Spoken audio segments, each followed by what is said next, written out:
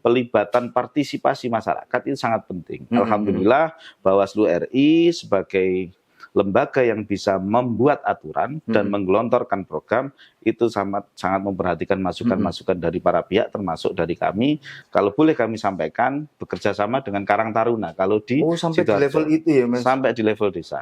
Kami melatih Karang Taruna untuk menjadi pengawas partisipatif. Kalau bicara ngapunten politik uang itu kebersamaan yang harus menjadi bersama-sama. Baik. Karena ketika itu tidak dilakukan oleh tim kampanye, tidak dilakukan oleh peserta kampanye, tidak dilakukan oleh yang bersangkutan sendiri atau pelaksana kampanye, akan sulit untuk ditindak. Betul.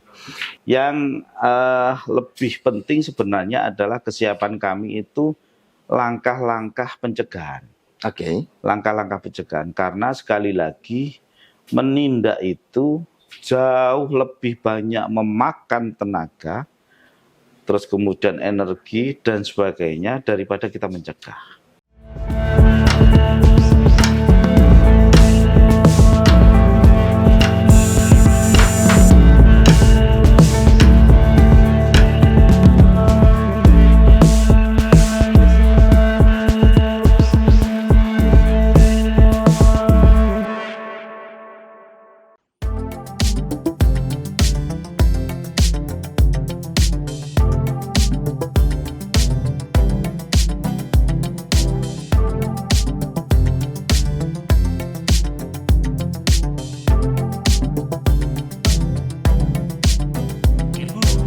Assalamualaikum warahmatullahi wabarakatuh. Salam sejahtera bagi kita semua. Salam, Om Swastiastu, Namo Buddhaya, salam kebajikan.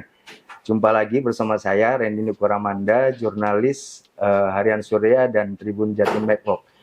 Tribuners, kali ini kita bertemu dengan tamu istimewa, yakni Komisioner Bawaslu Kabupaten Sidoarjo, Mas Muhammad Arif.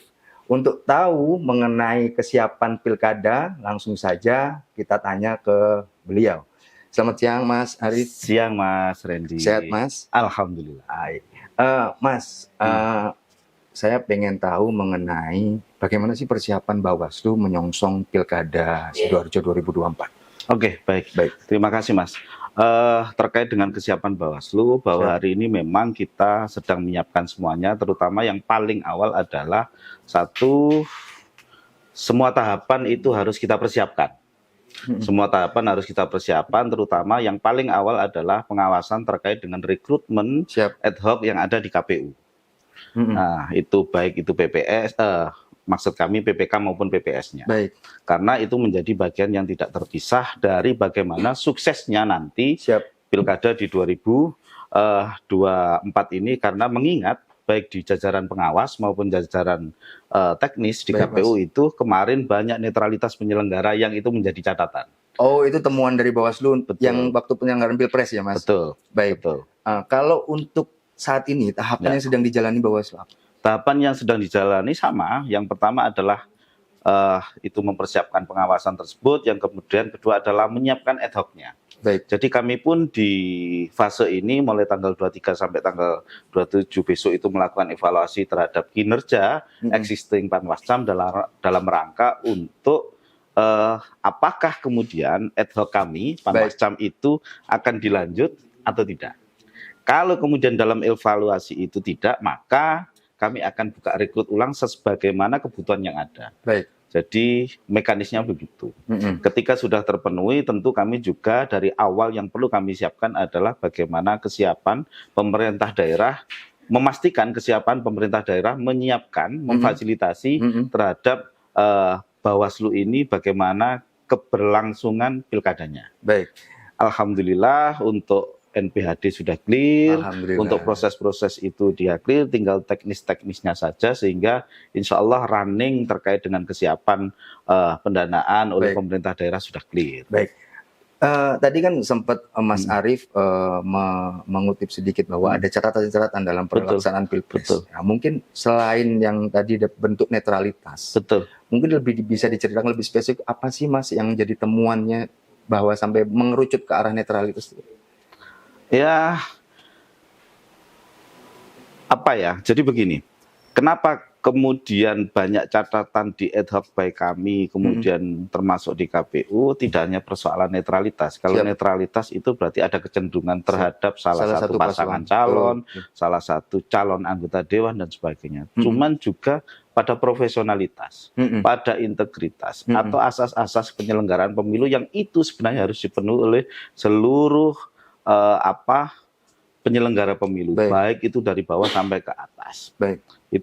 Itu menjadi keharusan bagi semua penyelenggara untuk mentaati hal tersebut. Sehingga ketika contoh kalau di kami itu bagaimana kami akhirnya memberhentikan salah satu anggota Panwascam kami yang di Sukodono. Itu viral di situ terkait dengan politik uang. Nah, kemudian kami juga merekomendasikan kepada KPU beberapa nama-nama PPK. Terakhir adalah ada sekitar 7 kecamatan yang kami rekomendasikan, dan yang 5 kecamatan itu ketua dan anggotanya, dan yang lain itu adalah beberapa nama yang ada. Silahkan nanti kemudian kewenangan untuk memberikan pemberian sanksi ada di KPU. Artinya disertai dengan bukti-bukti yang kuat tentunya. Pasti, karena prosedur penanganan pelanggaran itu sangat rigid, Mas. Step by step-nya itu sangat jelas. Kalau berkaca dari Pilpres kemudian diimplementasikan di Pilkada, antisipasi apa yang akan dilakukan oleh Bawaslu supaya tidak terulang kembali? Tentu yang pertama kami akan menyiapkan calon-calon penyelenggara yang benar-benar sesuai dengan kebutuhan dan tentunya adalah mentaati asas-asas penyelenggara pemilu. Sehingga evaluasi ini menjadi penting dilakukan secara serius, bukan hanya like and dislike. Saya kira semuanya akan paham itu. Tetapi yang harus dikedepankan adalah bagaimana ke depan ini proses, kemudian prosedur, kemudian benar-benar kecakapan penyelenggara ini menjadi satu hal yang utama, terutama ketaatan terhadap asas-asas penyelenggaraan pemilihan itu. Kalau kita melihat demografi Kabupaten Sidoarjo, ini kan sangat luas ya, Mas. Apakah ke depan akan menggunakan atau mendorong pengawasan partisipatif berbasis masyarakat sipil di Pilkada serentak 2024? Tentu, Mas, tentu. Dan itu menjadi salah satu menjadi jargon kami. Kalau tagline-nya Bawaslu itu kan bersama rakyat awasi pemilu, bersama Bawaslu tegakkan keadilan pemilu. Artinya yang pertama adalah bagaimana partisipasi masyarakat itu kita libatkan seoptimal mungkin sehingga ngapunten, kita itu kan sangat terbatas jumlahnya. Di kabupaten yang dengan menggawangi 18 kecamatan hanya 5 orang. Di kecamatan yang ada sekian desa itu cuma 3 orang, meskipun dibantu oleh staf-staf. Tapi di desa-desa yang itu cuma 1 orang. Pasti ketika di ujung sini itu ada sesuatu belum tentu diketahui karena sangat terbatas. Maka pelibatan partisipasi masyarakat itu sangat penting. Alhamdulillah Bawaslu RI sebagai lembaga yang bisa membuat aturan dan menggelontorkan program itu sangat memperhatikan masukan-masukan dari para pihak termasuk dari kami, sehingga ada sekolah-sekolah kader, ada sekolah-sekolah kegiatan partisipatif yang itu melibatkan banyak pihak, terutama yang terakhir kemarin kalau boleh kami sampaikan bekerja sama dengan Karang Taruna. Kalau di sampai di level itu ya, Mas? Sampai di level desa. Kami melatih Karang Taruna untuk menjadi pengawas partisipatif. Kalau ke depan akan melibatkan struktur yang lebih kecil lagi di bawah Karang Taruna, mungkin RT atau remaja-remaja itu bisa jadi nggak? Pada prinsipnya semakin banyak yang bersama-sama dengan Bawaslu itu akan semakin baik. Dan tinggal bagaimana pengelolaan, bagaimana kebersamaan ini dibangun dan dijalin. Dan harapan kami memang tidak harus dan tidak hanya kami yang akan ke mereka-mereka, tapi akan lebih sangat senang apabila ada bersama-sama. Ada yang mendekatkan diri. Dan alhamdulillah kayaknya Bawaslu ini menjadi salah satu kantor penyelenggara pemilu yang sangat ramah dengan media, sangat ramah dengan siapapun. Open house pokoknya. Open house. Pak Ketua itu Mas Agung luar biasa. Karena apa? Karena biasanya kalau sudah di atas jam 8, jam 9 malam itu ya kita duduk-duduk biasa nongkrong bersama media, bersama apapun itu. Dan itu menyerap berbagai informasi dari mana. Betul. Baik. Kalau kita berkaca di Pilpres kemarin, Mas, Yeah. Mas Arief melihatnya, ini sebuah analisis dan objektif ya, kesadaran politik masyarakat Sidoarjo seperti apa sih, Mas? Kesadaran politiknya sangat baik, cuman kebaikan itu ngapunten lagi-lagi yang harus diantisipasi adalah kebaikan itu didorong oleh apa? Oke, ada something gitu ada ya, Mas. Something yang di sana. Dan catatan kami sangat banyak, meskipun kemudian kita dibatasi oleh kewenangan dalam menangani hal tersebut. Oke, apa itu yang terbatas apa? Jumlah personil atau apa yang jadi tantangan? Kalau terkait dengan penanganan pelanggaran, itu kita kan hanya bisa menangani pihak-pihak yang secara jelas itu termaktub dalam peraturan. Oke. Sehingga secara substansi orang itu melanggar, tapi ketika secara prosedur dan letterleks di peraturan tidak ada, bisa lepas. Oke. Jadi memang kadang kemudian kalau bicara ngapunten politik uang itu kebersamaan yang harus menjadi bersama-sama. Baik. Karena ketika itu tidak dilakukan oleh tim kampanye, tidak dilakukan oleh peserta kampanye, tidak dilakukan oleh yang bersangkutan sendiri atau pelaksana kampanye, akan sulit untuk ditindak. Betul. Sebagai orang awam saya sendiri juga kadang bingung mengkategorikan pelanggaran pemilu itu seperti apa. Yang sebenarnya bisa dijelaskan Mas Arief, yang sebenarnya masuk dalam kategori pelanggaran pemilu menurut Bawaslu yang seperti apa sih? Kan kadang kita dalam suatu pertemuan kemudian ada orang yang memberi uang, itu menurut mereka kita disebut money politik karena itu bagaimana Bawaslu melihatnya? Sekaligus pendidikan untuk mereka. Baik, pelanggaran pemilu sejatinya ada 4 Mas kategorisasinya. Pertama administrasi atau administratif, yang kedua adalah etik, kemudian adalah pidana pemilu, yang terakhir adalah peraturan perundangan lain.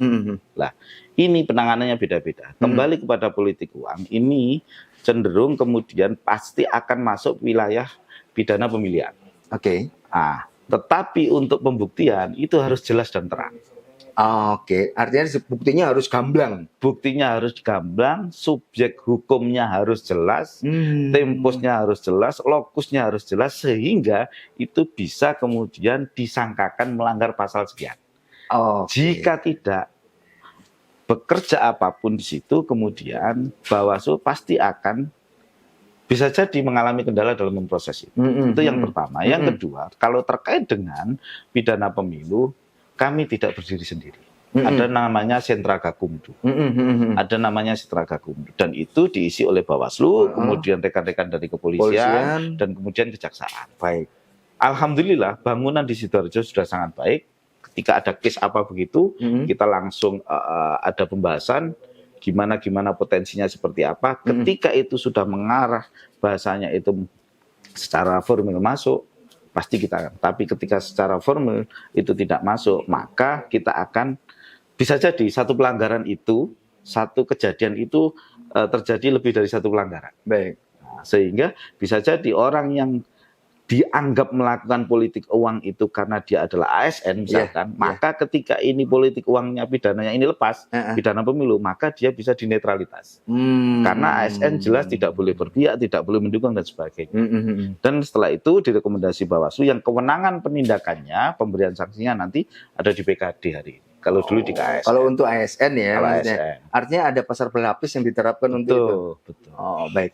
Kalau berkaca dari Pilpres yang lalu, apakah bisa diterapkan juga untuk yang pilkada ini? Mengingat ini kan kemarin kontestasinya kan nasional, kali ini kan lebih ke lokal gitu loh. Nah mungkin tantangannya berbeda. Apa yang menjadi catatan tantangan dari Bawaslu untuk diantisipasi? Oke, baik. Yang lebih penting sebenarnya adalah kesiapan kami itu langkah-langkah pencegahan. Langkah-langkah pencegahan, karena sekali lagi menindak itu jauh lebih banyak memakan tenaga, terus kemudian energi dan sebagainya daripada kita mencegah. Sehingga hal yang pertama kali kami siapkan dengan catatan-catatan kemarin adalah optimalisasi pencegahan. Sehingga kami mendorong di internal kami untuk betul-betul bagaimana melihat semua tahapan itu secara utuh. Potensi pelanggarannya di mana, kita cegah dengan melakukan imbauan bersama, sosialisasi bersama-sama masyarakat di semua lapisan. Segera menghubungi stakeholder, mana-mana pihak-pihak yang sekiranya itu bisa meminimalisir potensi terjadinya pelanggaran di pilkada kali ini. Kalau untuk pilkada, kita kan tentu calonnya lebih sedikit ya Mas. Betul. Tentu akan lebih mudah untuk pengawasan di tingkat kotanya. Di daerah tentu akan muncul teman-teman misalnya politisasi, ya isu-isu politisasi identitas, terus politik uang tadi yang disebutkan, terus netralitas, baik itu di ASN, TNI dan Polri bisa saja terjadi. Nah mungkin selain Gakumdu, ada langkah yang akan dilakukan oleh Bawaslu apa Mas? Selain yang tadi berkoordinasi dengan Gakumdu supaya ya pelaksanaan pilkada ke depan akan lebih bagus. Ya alhamdulillah kami terfasilitasi dengan adanya Pokja. Dan salah satunya ada Pokja Hoax. Terus kemudian ada Pokja. Yang ini nanti kalau Pokja Hoax pasti akan melibatkan teman-teman media. Media ya. Kemudian ada Pokja netralitas, ada Pokja isu-isu SARA, banyak Pokja yang nanti sesuai kebutuhan, yang itu tentu dalam rangka bagaimana memperkuat kinerja Bawaslu dalam rangka pencegahannya. Jadi tetap ada bentukan-bentukan Bawaslu yang kemudian akan di. Menarik tadi bahwa ada Pokja yang bentuknya sifatnya digital ya tadi.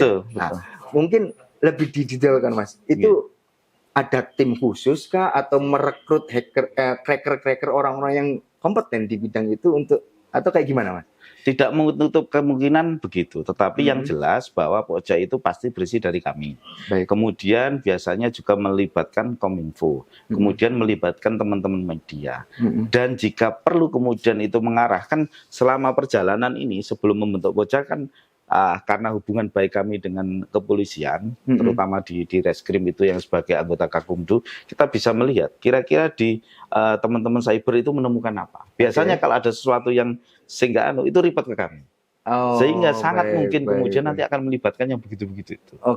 Sehingga harapannya, karena kalau sudah hoax, sudah ini, kemudian ke black campaign, itu kan nanti yang masuk kan ketentuannya kan pidananya. Oleh karenanya sekali lagi pencegahan ini menjadi garda terdepan. Bagaimana secara bersama-sama dengan stakeholder yang ada bisa bersama-sama dengan Bawaslu untuk melakukan pengawasan pemilu ini secara optimal di sini. Karena apa? Sekali lagi dampak gesekan pilkada itu lebih besar daripada pilpres. Itu tadi yang saya maksud. Betul. Karena apa? Skupnya lebih kecil. Betul. Orang per orangnya, pendukung-pendukungnya setiap hari hampir ketemu juga. Dan ya kita kenal juga kan, gitu bisa jadi. Dan mereka loyal pun. Betul. Juga. Loyalnya lebih loyal. Nah, residu-residu itu yang rencananya juga nanti akan kami urai bersama-sama. Baik.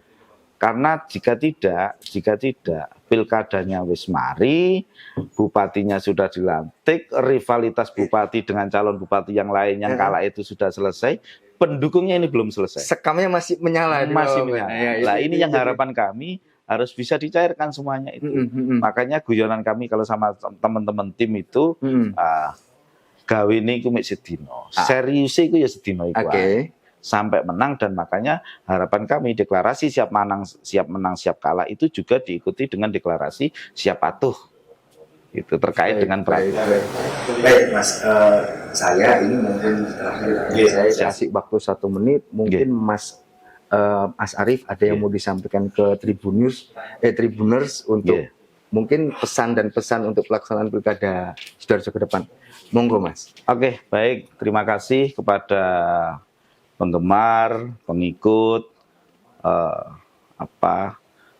orang yang sangat fanatik dengan Tribun. Kami dari Bawaslu Sidoarjo mengajak kepada seluruh masyarakat yang ada, mari bersama kami untuk bahu-membahu melakukan pengawasan ini, dan jangan sungkan-sungkan ketika ada apapun yang terkait dengan potensi pelanggaran selama pilkada nanti bisa disampaikan di kami. Insya Allah Bawaslu ini 24 jam buka. Nomor kontak kami juga 24 jam bisa dihubungi, sehingga sekali lagi jargon kami, tagline kami bersama Bawaslu awasi pemilu, bersama rakyat awasi pemilu, dan bersama Bawaslu tegakkan keadilan pemilu, itu bukan hanya sebagai jargon, tapi secara bersama-sama bisa kita wujudkan dalam rangka menjaga marwah demokrasi di Indonesia, mulai dari atas sampai bawah itu betul-betul terjaga dan betul-betul mengedepankan demokrasi Pancasila. Sehingga sekali lagi, gotong royong bersama dalam melakukan pengawasan pemilu dengan seluruh stakeholder yang ada, terutama masyarakat di Sidoarjo ini menjadi kebutuhan bagi kita bersama dalam mewujudkan pilkada yang berintegritas. Mantap. Terima kasih. Baik Tribunnews, itu tadi bincang istimewa kita bersama Komisioner Bawaslu Sidoarjo, Mas Arief. Semoga bisa diambil manfaat dari bincang kita ini. Sekali lagi, saya Randy Nukuramanda pamit. Assalamualaikum warahmatullahi wabarakatuh.